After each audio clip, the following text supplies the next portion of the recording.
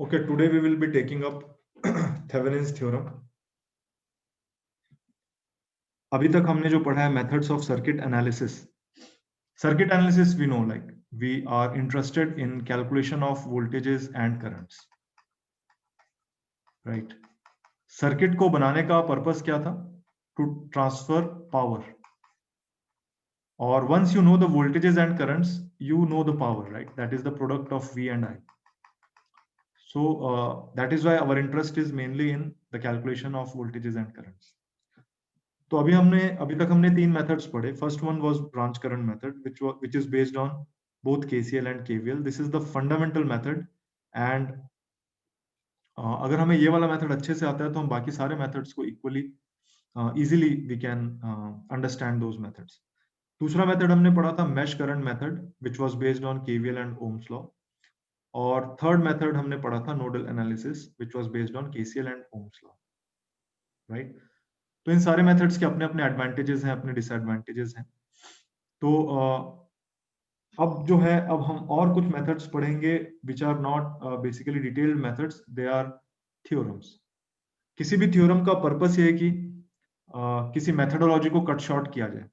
For example हम पढ़ते थे पाइथागोरस थ्योरम, राइट? सो ये एक स्पेशल केस था जहां पे आपके पास एक राइट एंगल ट्रायंगल है and you know the values, you know the lengths of the base and the height, and you could have calculated the length of the hypotenuse, right? तो हमने क्या किया, इस सारी चीज को एक फॉर्मूले में हमने समराइज किया था कि AC square is equal to AB square plus BC square, ताकि हमें बार बार कैलकुलेशंस ना करनी पड़े. We know the result directly. तो थ्योरम्स का पर्पस ये है कि एनालिसिस को कट शॉर्ट किया जाए थोड़ा सा. और ये थ्योरम्स बहुत आसान है, ऑल्दो हमें लगेगा कि बहुत सारे थ्योरम्स हैं. They are very easy theorems, but we should be very clear about the above three methods to solve numericals using these theorems. Okay, तो जो पहला थ्योरम हम पढ़ेंगे that is called Thevenin's theorem, the most important theorems of all. और Thevenin's theorem से directly linked एक theorem है which is called maximum power transfer theorem. इसको हम साथ में पढ़ेंगे. इसके थेवेनिन्स थ्योरम अगर आपको एक बार समझ में आ जाता है तो इसका एक ड्यूअल थ्योरम है, यानी उसका एग्जैक्टली उसी तरह का एक और थ्योरम है which is called Norton's theorem. So you need to understand Thevenin's theorem. तो maximum power theorem is a result of this theorem, तो ये आप आराम से समझ लोगे. Norton's theorem is almost same as Thevenin's theorem with certain dualities, right? So this is also easy once you understand Thevenin's theorem. इसके अलावा एक अलग से हम थ्योरम पढ़ेंगे विच is called superposition theorem, which is very interesting and it is applicable to all kinds of engineering systems which are linear in nature, right? So ये हमारा sequence होगा. कई जगह बुक्स में आप पहले पढ़ोगे कि सुपरपोजिशन थ्योरम पहले था, बाद में थेवेनिन्स था, but this is the sequence I prefer to teach. तो पहला क्वेश्चन, व्हाई थेवेनिन्स थ्योरम? हमें इस तरह के एक नए तामझाम करने की जरूरत पड़ ही क्यों रही है? तो अभी जो हमने क्वेश्चन एक सॉल्व किया था, ये मैंने उसी का एक एग्जाम्पल लिया इंसिडेंटली, क्योंकि मुझे लगा कि जितने भी मैंने क्वेश्चंस दिए थे उनमें से ये कॉम्प्लिकेटेड टाइप का क्वेश्चन है, राइट? तो अब हमारे पास एक सिचुएशन है जहां पर ये वाला एक कॉम्प्लिकेटेड नेटवर्क है और एक रेसिस्टेंस जुड़ा हुआ है उससे 10 ohms, and I am required to calculate this current. अब आप इस करंट को किसी भी मेथड से सॉल्व करो, कॉम्प्लेक्सिटी तो है इसमें, राइट? फॉर एग्जाम्पल अगर मैं इसको मैश करंट मेथड से सॉल्व करूं तो मेरे पास यहां पर 4 मैशेस हैं, राइट? और मान लेते हैं मैंने ये वेरिएबल्स ले लिए x1, x2, x3 and x4 which are mesh currents. तो I need 4 equations to solve to obtain the values of these variables and I can calculate this current IL जो कि एक लोड करंट है. ये मैं explain करूंगा कि हम इसको लोड क्यों कह रहे हैं, ठीक है? तो आपने क्या किया, आपने बहुत मेहनत करी, आपने मैश करंट मेथड लगाया, आपने ये x1, x2, x3 और x4 की वैल्यूज कैलकुलेट कर ली और उससे आपको IL मिल गया, ठीक है?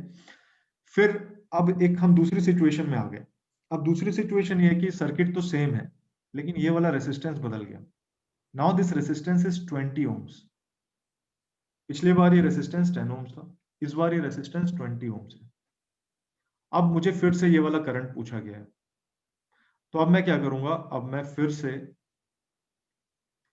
जो भी मेथड मैंने यूज किया था वही मेथड फिर से मैं करूंगा। तो फिर से मेरे पास 4 मैशेज होंगी, फिर से मैं उनमें वेरिएबल्स लूंगा और फिर से मैं इसको सॉल्व करूंगा, right, and then I will get the value of IL। लेकिन ये बड़ी कम्बरसम प्रोसेस है, राइट। ये कम्बरसम प्रोसेस हमें बार बार क्यों करनी पड़ रही है, क्योंकि ये वाला जो रेसिस्टेंस है ये चेंज हो जाता है। पहले 10 था तो हमें सारी प्रोसेस करनी पड़ी थी, 20 हो गया तो वही प्रोसेस फिर से करनी पड़ी, लेकिन जो बचा हुआ सर्किट है that is not changing, and that बचा हुआ सर्किट जो है that is a complicated network, right. तो प्रैक्टिकली भी हमारे पास ऐसी सिचुएशंस आती हैं जहां पर क्या होता है कि एक कॉम्प्लेक्स नेटवर्क होता है, एक कॉम्प्लिकेटेड नेटवर्क होता है, लेकिन वो उसकी खासियत होती है कि वो चेंज नहीं हो रहा है, उसके एलिमेंट्स एज इट इज है। और एक एक लोड ऐसा होता है, लोड यानी जहां से हम पावर को एक्सट्रैक्ट कर रहे हैं जिस डिवाइस की हेल्प से, that device is the load. तो मैं उस लोड को एक रेसिस्टेंस की तरह शो कर रहा हूं, and I am calling it load resistance RL। So this resistance is changing. It is not changing with respect to time कि लगातार ये चेंज हो रहा है, लेकिन कोई भी आर्बिट्रेरी वैल्यू यहाँ पर हो सकती है। तो जब हमें ये लोड करंट निकालना होगा तो हमें क्या करना पड़ेगा, सारे नेटवर्क को फिर से सॉल्व करना पड़ेगा। So that is a problem. हमें ऐसी प्रॉब्लम कई बार हम फेस करते भी हैं एज पावर सिस्टम इंजीनियर्स। हम ये देखते हैं कि फॉर एग्जांपल हमारे घरों में जो सॉकेट अवेलेबल है, फॉर एग्जांपल ये सॉकेट अवेलेबल है, लाइन और न्यूट्रल है, और मैंने क्या किया, इससे आज एक मान लो एक लैपटॉप जोड़ लिया मैंने। फिर मैंने क्या किया था, कुछ टाइम बाद यहाँ पर एक कोई और डिवाइस जोड़ दिया। फिर कुछ टाइम बाद मैंने क्या किया, यहाँ पर कोई और डिवाइस जोड़ दिया, right, for example a machine. तो यहाँ पर हो क्या रहा है कि आप जहां से पावर एक्सट्रैक्ट कर रहे हो उनको तो आप बार बार चेंज कर ही जा रहे हो, लेकिन वो एक जो नेटवर्क यहाँ पर था, एक कॉम्प्लिकेटेड नेटवर्क है जो हमारे घर तक पावर सप्लाई आ रही है, वो चेंज नहीं हो रहा है। तो जब आपको ये करंट निकालना था तो वो आपके लिए बार बार बड़ी कॉम्प्लिकेटेड प्रोसेस थी, आपको सारी प्रोसेस रिपीट करनी पड़ती। ठीक है। थेवेनिन्स थ्योरम आपको इसके लिए एक सॉल्यूशन देता है। थेवेनिन्स थ्योरम ये कहता है कि अगर आपके पास कोई भी एक कॉम्प्लिकेटेड नेटवर्क है तो आप उसको सिंप्लीफाई कर सकते हो इस तरह की फॉर्म में। I have this complicated network, this complicated network can be simplified into a form which consists of a resistance and a voltage source, they are in series, right। और ये वाला जो लोड रेसिस्टेंस था आप इसको वापस लगा दो यहां पर। Now you can easily calculate IL। किसी भी कॉम्प्लिकेटेड नेटवर्क को, ऑफ कोर्स वो लीनियर और बायलेटरल होना चाहिए जो मैं एक्सप्लेन करूंगा अभी, किसी भी कॉम्प्लिकेटेड नेटवर्क को एक सिंप्लीफाइड फॉर्म में चेंज किया जा सकता है which consists of a voltage source in series with a resistance। ये जो वोल्टेज सोर्स का वोल्टेज होता है उसे हम कहते हैं VTH, और रेसिस्टेंस को हम कहते हैं RTH। VTH को हम कहते हैं Thevenin's equivalent resistance, sorry voltage. This is Thevenin's equivalent voltage VTH, और RTH को हम कहते हैं थेवेनिन्स इक्विवेलेंट रेसिस्टेंस।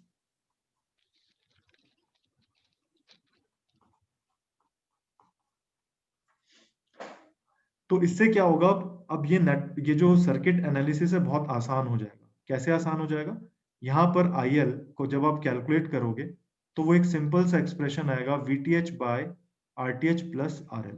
अगर यहाँ पर एक ही लूप है, एक ही करंट फ्लो है, अगर आप KCL KVL लगाओगे, सिर्फ KVL लगाओगे, तो you will be able to get to this conclusion कि जो लोड करंट है that is VTH by RTH plus RL। अब RL की वैल्यू कुछ भी चेंज होती रहे, आपके लिए एनालिसिस करना बहुत आसान है, क्योंकि ये जो कॉम्प्लिकेटेड नेटवर्क था वो चेंज नहीं हुआ, तो यानी कि VTH और RTH भी चेंज नहीं हुआ। तो आप बस इस फॉर्मूले में आप RL को चेंज करते जाओ, you will be able to calculate IL, right. This is why we are studying Thevenin's theorem. तो हमारे पास ये जो प्रॉब्लम थी ना कि ये जो कॉम्प्लिकेटेड नेटवर्क था इसमें कभी रेसिस्टेंस 10 ओम था, जिसका हमें करंट कैलकुलेट करना था, कभी वो 20 ओम्स था। तो हम क्या करेंगे, इस रेसिस्टेंस को छोड़कर जो बचा हुआ पार्ट है, जो मैं इस डॉटेड सर्कल से शो कर रहा हूं, इस रेसिस्टेंस को छोड़कर ये जो बचा हुआ पार्ट है, जो एक्चुअली में एक कॉम्प्लिकेटेड नेटवर्क है, इस बचे हुए पार्ट को हम सिंप्लीफाई कर देंगे इस फॉर्म में, जिसमें एक वोल्टेज सोर्स होगा जिसकी वैल्यू VTH होगी, एक रेसिस्टेंस होगा जिसकी वैल्यू RTH होगी, और फिर इस लोड रेसिस्टेंस को वापस लगा देंगे। और अब हमारे लिए एनालिसिस बहुत आसान है, RL की वैल्यू कुछ भी हो, we can easily calculate IL। This is the purpose of Thevenin's theorem. ये पर्पस हमारे दिमाग में क्लियर होगा तो we will be easily able to solve the questions related to this. Extremely important theorem है एग्जाम के पॉइंट ऑफ व्यू से भी। तो अभी तक किसी को कोई डाउट हो तो प्लीज आप सर प्लीज रिपीट करते सर। क्या चीज रिपीट करूं? कि सर मतलब जो आपने वो अभी मशीन्स का आपने कहा नहीं था, लाइसेंस वाला एग्जाम्पल लिया था, वहाँ से थोड़ा समझाओ सर। जो मैं यहाँ पावर पर हम सप्लाई कर रहे थे, आपने कहा कह रहे थे। हाँ, मैं ये कह रहा था कि देखो, हमारा जो सर्किट को कनेक्ट करने का पर्पस है वो क्या है? Extraction of power, basically transfer of power है। इसी के लिए हम सर्किट्स कनेक्ट कर रहे हैं, राइट? तो हमारे घरों में जो पावर आ रही है वो कैसे आ रही है? क्रूड, मैं एग्जांपल दे रहा हूं। एक जनरेशन सिस्टम है और उस जनरेशन सिस्टम से जो पावर जनरेट हो रही है उसको बहुत हाई वोल्टेज पर हम ट्रांसमिट कर रहे हैं। ठीक है, ये एक्सट्रीमली हाई वोल्टेज पर ये ट्रांसमिशन हो रहा है। फॉर एग्जांपल 1200 किलो वोल्ट एक बहुत हाई वोल्टेज है। सो इतने हाई वोल्टेज पे हम ट्रांसमिट कर रहे हैं, फिर इसको हम हमारे यूज के लिए हम इसको स्टेप डाउन कर रहे हैं, right? We are stepping it down to 400 volt 3 phase या फिर 230 वोल्ट सिंगल फेज। और ये एक सब स्टेशन है और फिर ये हमारे सप्लाईज जो है, इस तरह की सप्लाई हमारे सिटी में सर्कुलेट होती है और यहाँ से आपके घर का लोड कनेक्टेड है। ये आपके घर में एक टर्मिनल अवेलेबल है, लाइन और न्यूट्रल। ठीक है, मैं अभी तक ये समझा रहा था कि ये जो आपके पास जो सॉकेट अवेलेबल है, यहाँ से आप कोई भी लोड कनेक्ट कर सकते हो, राइट? मैंने अलग अलग लोड का एग्जाम्पल दिया। आप किसी दिन यहाँ पर अपना लैपटॉप कनेक्ट कर लिया आपने, किसी दिन आपने कोई मशीन कनेक्ट कर ली यहाँ पर, right? So this load is changing. ये बिल्कुल इस तरह के कंडीशन है, दिस इज चेंजिंग। और ये जो बचा हुआ ये जो नेटवर्क है पूरा, this is a complicated network. तो अगर आपको कभी ये वाला करंट कैलकुलेट करना होगा जो लोड से फ्लो हो रहा है, जो कि एक कई बार हमारी रिक्वायरमेंट होगी इसको कैलकुलेट करने की, तो हमें क्या करना पड़ेगा? इस लोड को कनेक्ट करा हमने, सारा एनालिसिस फिर से किया, दूसरा लोड कनेक्ट होगा तो फिर से हमें सारा एनालिसिस करना पड़ेगा, ऐसा हमें बार बार करना पड़ेगा। तो मैं इसमें ये समझा रहा था कि थेवेनिन्स थ्योरम ये कहता है कि इस कॉम्प्लिकेटेड नेटवर्क को आप एक सिंप्लीफाइड फॉर्म में चेंज कर सकते हो। उस पूरे कॉम्प्लिकेटेड नेटवर्क को मैंने एक सिंप्लीफाइड फॉर्म में चेंज कर लिया, which consists of a voltage source and a resistance. अब ये simplified form में फायदा क्या हो गया? Now you can easily calculate the load current irrespective of the value of the load which is changing. ये change होता रहे तो भी आप आराम से calculate कर लोगे. This is what I am explaining. Is it clear now? Yes sir. Okay, good. So I think we don't have much time today. So हमारे लिए जो चैलेंज है वो ये है कि how to calculate VTH and RTH, right? तो इससे पहले, before we close for today, I will explain to what kinds of circuits this theorem is applicable. पहली कंडीशन है कि the circuit should be linear और दूसरी कंडीशन है the circuit should be bilateral. ठीक है, लीनियर सर्किट जो होता है वो लीनियर कंपोनेंट्स की हेल्प से बनता है। तो एक लीनियर कंपोनेंट जो होता है, लीनियर कंपोनेंट का मतलब है कि जो उसमें इफेक्ट है that is directly proportional to the cause. ऐसे कंपोनेंट को हम एक लीनियर कंपोनेंट कहते हैं। For example, I have a resistance. Resistance में इफेक्ट क्या है? जो करंट फ्लो हो रहा है दैट इज द इफेक्ट। और वो करंट क्यों फ्लो हुआ था, कॉज क्या था उसमें, वोल्टेज, द पोटेंशियल डिफरेंस। तो अगर रेसिस्टेंस ऐसा हो कि करंट हमेशा प्रोपोर्शनल हो वोल्टेज का, तो वो रेसिस्टेंस एक लीनियर रेसिस्टेंस कहलाएगा। ऐसा हो भी सकता है कि वो नॉन लीनियर रेसिस्टेंस हो, जब ये वाला प्रोपोर्शनैलिटी फॉलो नहीं होगी। तो यहां से हमें क्या मिलता है, यहां से मिलता है I is equal to G into v, where G is known as conductance. सो हम इसको लिखते हैं V is equal to 1 by G into I। 1 by conductance को वी कॉल इट रेसिस्टेंस।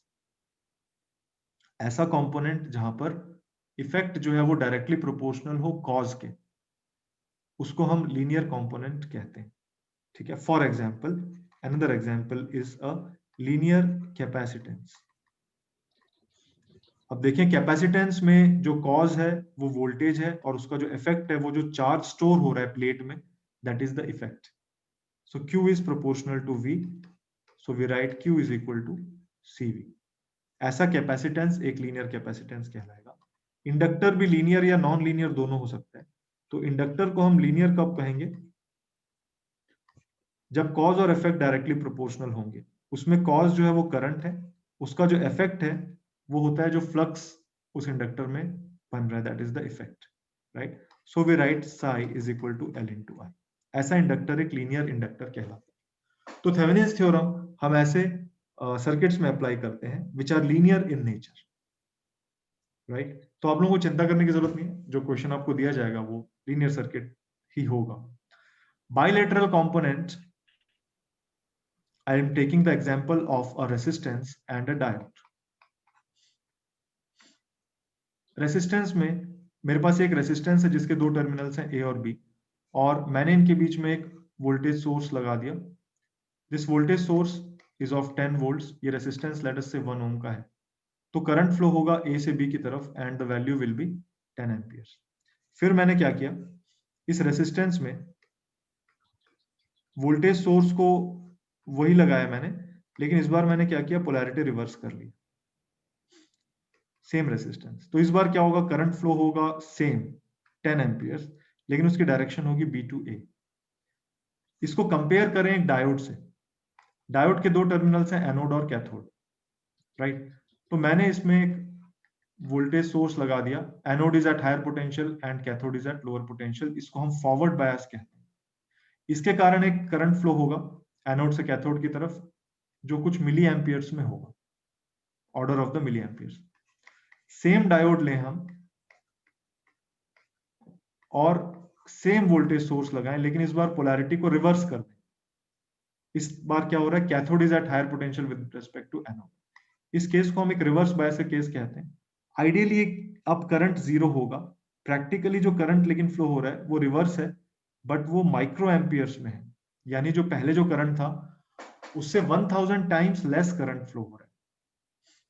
तो ये जो डायोड का बिहेवियर है दो अलग अलग पोलैरिटीज के लिए अलग अलग है ना, इसका बिहेवियर एक जैसा नहीं है दोनों डायरेक्शन में। तो ऐसे एलिमेंट को हम एक यूनिलेटरल एलिमेंट कहते हैं। लेकिन एक रेसिस्टेंस जो था इसका बिहेवियर सेम था, डायरेक्शन तो चेंज हुई लेकिन magnitude of current that remained same. ऐसा कंपोनेंट एक बाइलेटरल कंपोनेंट होता है। तो सारे जो एलिमेंट्स हैं सर्किट के, अगर वो बाइलेटरल हो तो वो सर्किट भी बाइलेटरल है। तो Thevenin's theorem is applicable to circuits which are linear and bilateral. So in the next class, we are going to see how to calculate VTH and RTH. Sir, how do we come to know which circuit is linear and which is not?